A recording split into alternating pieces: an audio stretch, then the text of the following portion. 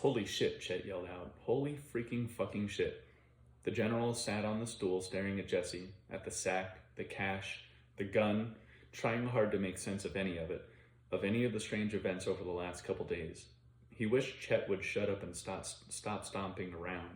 The general leaned forward, tugged the sack out from under Jesse. There was blood all over the sack. The general felt sure this kid was on his way out. What do you want to do with this turd? Chet cried. Stop yelling, Chet, the general said. I'm right here. Fucker almost killed me. Almost killed everyone. Yep, the general nodded as he pulled the sack open and peered into its smoking depths. Hey, you ain't thinking about sticking your arm in there, yeah? Oh, in there, are ya? The general nodded absently. I think I am. The men began to pick themselves off the ground, checking themselves for holes. Apparently, no one caught any of the ricochets, and they gathered back around, all eyes glued on the sack. The general slipped his hand in, all the way up to the wrist, waited. The air in the sack felt cooler, but other than that, nothing happened. He pushed his whole arm in. His hand hit something.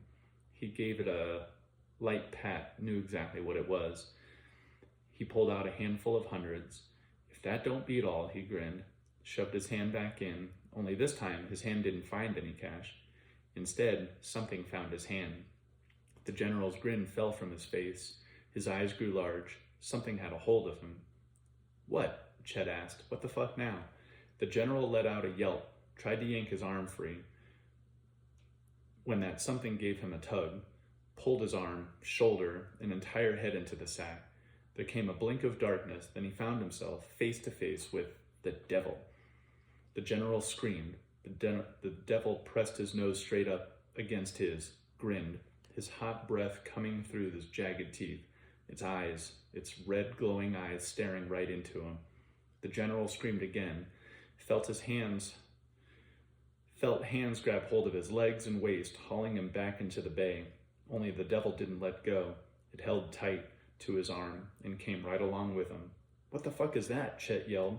The devil was halfway out of the bag, halfway into the room, looking like a kid in a sack race. It let go of the general and stepped out of the sack. The general tried to scream again, but had no air left in his lungs, and emitted a pathetic squawk. The thing stood to its full height, towering above them, at least 7 feet tall, all wiry muscles and veins, and black, glistening skin and fur. A wild mane of ink-black hair framed twisting horns as wide as its shoulders. It looked around at the men, grinning from ear to ear, its red, slanted eyes gleaming. It began to chuckle. Everyone froze.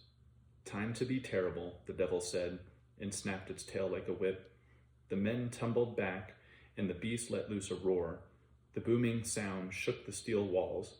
Chet snatched the general's snub-nosed pistol off the tool tray, and the beast moved almost faster than the general could see, slashed its claws against Chet's chest, opened him up to the bone, and sent him tumbling into the men. Men scrambled in every direction, into each other, into the tool carts, into chaos. A gun shot off, and another, but the beast was gone, leaping across the room. It hit the overhead fluorescence, and the tubes exploded into a shower of sparks, throwing the room into a red glow of the Christmas lights. More gunshots, and in the muzzle flashes, the general saw the beast tearing men apart, slashing and ripping. Men were screaming, crying, bawling.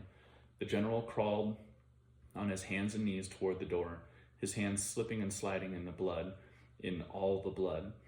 He climbed over 2 bodies, his hand tangling in something warm and squishy, a man's stomach, his very guts. A bullet caught the general in the leg. He let out a cry and crumpled. Someone fell atop him. Ash, clutching his neck as blood spurted between his fingers. Howls echoed, coming from everywhere, crawling beneath the general's skin. The general pulled his knees to his chest, hugged them tight, squeezed his eyes.